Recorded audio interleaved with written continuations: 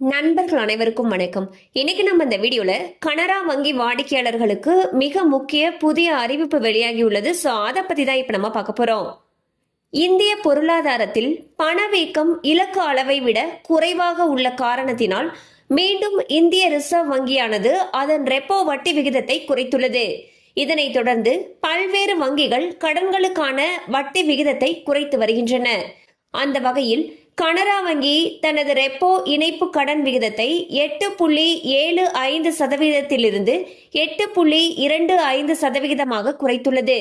Reserve வங்கியின் சமீபத்திய நாணய கொள்கை கூட்டத்தில் ரெப்போ விகிதத்தை 6% 5.5% 50 அடிப்படை புள்ளிகள் குறைத்ததை தொடர்ந்து இந்த முடிவு எடுக்கப்பட்டுள்ளது. பாத்தீங்கன்னா ஆர்பிஐ ரெப்போ வட்டி விகிதத்தை 50 அடிப்படை புள்ளிகள் குறைச்சிருக்காங்க. இதன் காரணமாக பல வங்கிகளோ அவங்க கிட்ட வாங்கின வீட்டு கடன்களுக்கான வட்டி விகிதத்தை குறைச்சிட்டு வந்துட்டு இருக்காங்க.